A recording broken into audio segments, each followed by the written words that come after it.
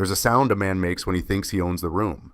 It's not loud. It's not aggressive. It's relaxed. That's the sound I heard coming from my bedroom. Not panic, not whispering, not chaos, comfort. The flight was supposed to take me out of town for 2 days. Instead, it sent me back home. I didn't tell her. I wanted the surprise. Something spontaneous. Something that reminded us we were still the kind of couple that did that. I unlocked the door quietly. The apartment felt lived in, awake, not guilty, not scrambling. That's what people don't understand about betrayal. It rarely looks messy. It looks settled. Then I heard her laugh. Not the social one, not the stop it one, the real one.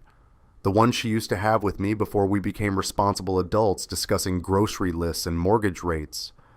I didn't freeze because I was shocked. I froze because I recognized the second voice. Mark, my neighbor, the guy who borrowed my drill 2 weeks ago, the guy who sat on my couch yesterday drinking my whiskey, the guy who told me I was lucky. You never imagine betrayal looking you in the eye the day before it happens. And yet here it was, one wall away. My brain tried to negotiate with reality. Maybe I'm misunderstanding. Maybe he's helping with something. Maybe... Then I heard the ice in the glass clink from my kitchen. Not a rushed sound, not an accident, comfortable. I stepped further inside, slowly. Quiet enough that the hardwood didn't betray me the way they had betrayed me. There were 2 glasses on the counter. One of them was mine, the heavy one I keep separate from the others, the one she always said felt serious. It wasn't just that he was in my bedroom, it was that he was at home in my house. That's when something in me shut down, not exploded, shut down. I didn't storm in. I didn't need the visual. I already had something worse. The soundtrack of familiarity. I heard my name, not shouted, used, casually. There's something uniquely humiliating about being discussed in your own home, like you're not real. I turned away from the bedroom, not out of weakness, out of clarity, because the second you open that door, you give them a scene. You give them chaos. You give them the moment they'll replay later as when everything went crazy. I wasn't going to give them that. Instead, I walked to the closet. I grabbed my duffel bag, and I started taking what mattered. Passport, watch collection case, external hard drive, the folder from the safe. I wasn't shaking. That's the part that scares me when I think about it now. I wasn't angry. I wasn't even hurt yet. I was calculating, because betrayal is emotional, but humiliation is strategic. When I stepped back into the hallway, I saw something that made everything worse. My car keys were on the kitchen counter, except I had taken them with me to the airport, which meant one thing. She had a spare made, not for emergencies, for access. And suddenly this wasn't spontaneous. This wasn't a mistake. This was planned comfort. I looked around the apartment differently after that. The couch they were sitting on yesterday, the whiskey they were drinking today, the bed I bought. None of it felt like mine anymore. It felt like a stage. And I realized something that made my chest feel hollow. They weren't being reckless. They felt safe. Safe enough to laugh. Safe enough to pour drinks. Safe enough to use my name. Which meant this wasn't new. You don't move that comfortably inside someone else's life on the first try. I walked toward the kitchen table. There was an envelope. Not hidden, not secret. Just sitting there. Open. Inside were printouts, real estate listings, our apartment marked, highlighted, with notes in her handwriting, and that's when the betrayal shifted. It wasn't about sex. It wasn't about him. It was about the fact that I was the only one who didn't know the game had started. I stood there long enough to hear the bed shift, to hear movement, to hear familiarity, and I made a decision that still shocks people when they hear it. I didn't open the bedroom door. I didn't need closure. I needed leverage. So I took my things, I took the car keys, I took the folder from the safe, and before I left, I sat down at the kitchen table. I wrote one sentence. I didn't accuse, I didn't explain, I didn't rage. I wrote, "Surprise didn't work out. The apartment is going on the market." Then I put the pen down and walked out, I didn't slam the door. I closed it gently because silence is louder than screaming. And I wanted them to feel that silence when they walked into the kitchen. People think betrayal begins with a kiss. It doesn't. It begins with confidence. The kind of confidence that lets someone laugh in your house without checking the hallway. When I walked out that morning, I wasn't heartbroken. I was aware. And awareness is worse, because once you start replaying things, you realize how long you've been the only one not informed. Mark didn't just appear in my bedroom by accident. He had been slowly introduced. Barbecues, football nights. Hey, man, can I borrow your drill? Hey, you working late again? He didn't invade my life. He integrated. That's what makes it brilliant. The night before my trip, he sat across from me talking about investment properties, about how real estate in our neighborhood was about to spike. He asked casual questions. Whose name is the apartment under, joint or separate? Ever think about refinancing? At the time, it felt like guy talk. Now it felt like reconnaissance. And the real shift happened when I remembered something else. 2 months ago, Emily suddenly became very interested in our finances. Not aggressively, curiously. She asked about the mortgage structure, about equity, about what would happen if one of us ever needed to move quickly for work.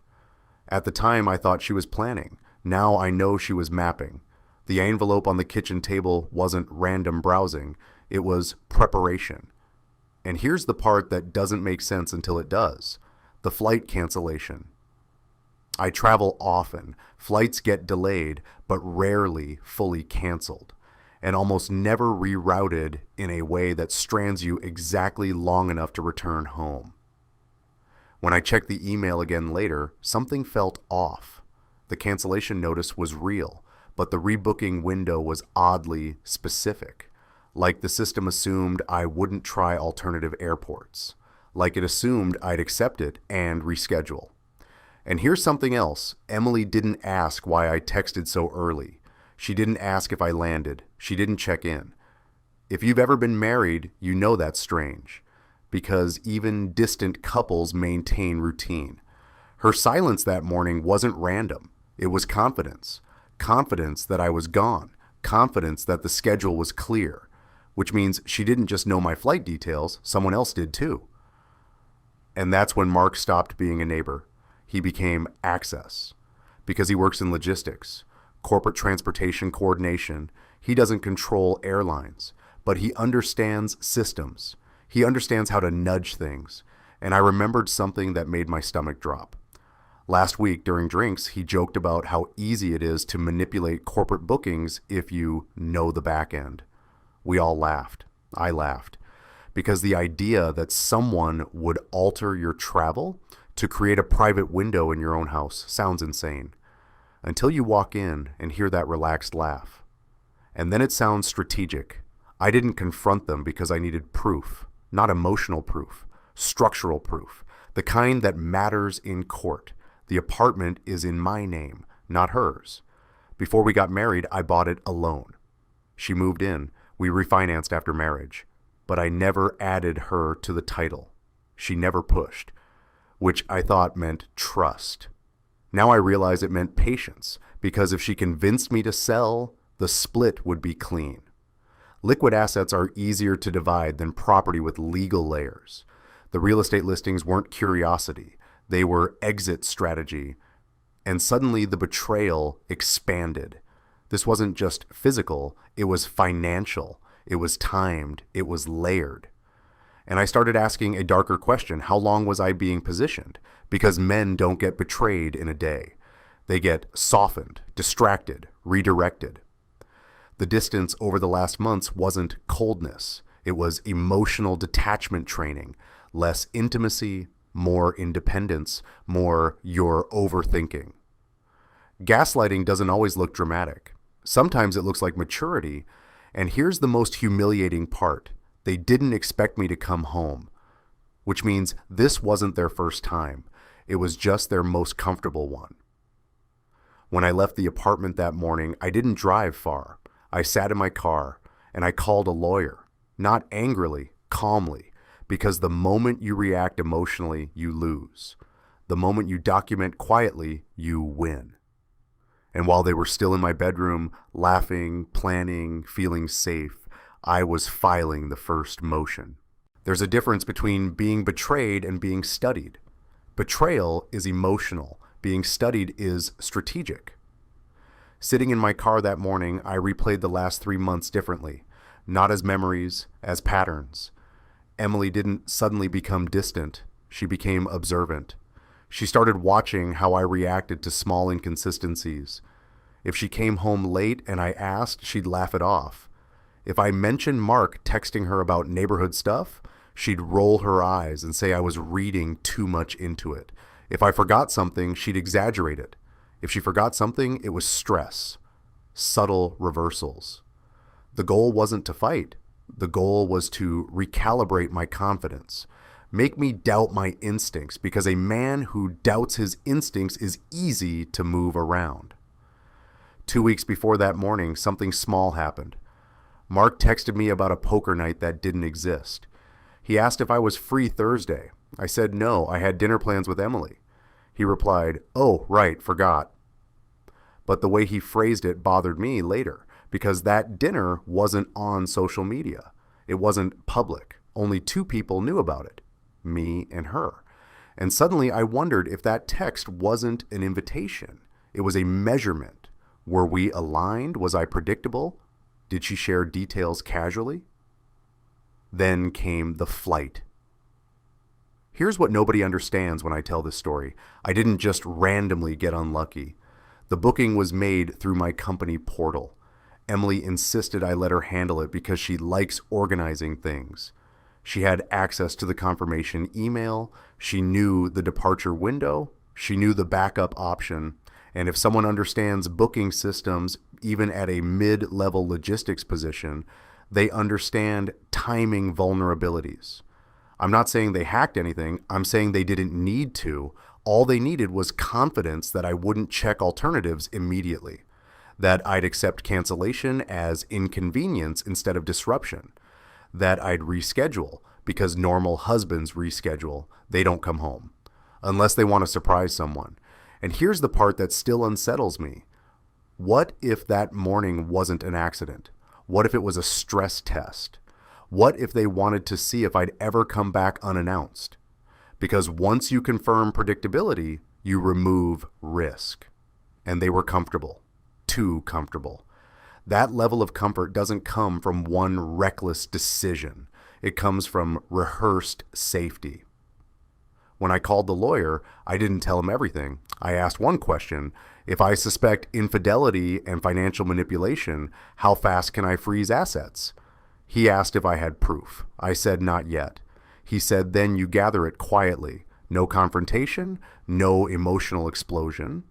Documentation beats outrage. So I started thinking not like a husband, like an investigator. I went through our shared accounts, nothing obvious. But then I checked something most people forget, storage units.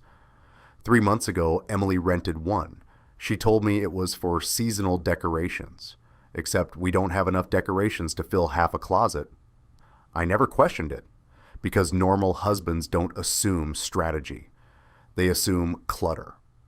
And suddenly the story widened. Storage unit, real estate listings, flight timing, emotional distancing, neighbor integration. That's not an affair. That's an exit architecture. And I realized something chilling.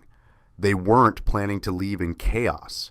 They were planning to transition, clean, financially optimized, and possibly blame me, because the narrative was already forming. You've been distant. You're paranoid. You're stressed. When someone slowly frames you as unstable, they're not defending themselves. They're pre-positioning sympathy, which means this wasn't just about sleeping together. It was about leverage. And the note I left, that wasn't anger. It was disruption, because now they didn't control the timeline. Now they didn't know what I knew. And uncertainty is poison to planners. When they walked into that kitchen and read that sentence, they didn't see heartbreak. They saw unpredictability.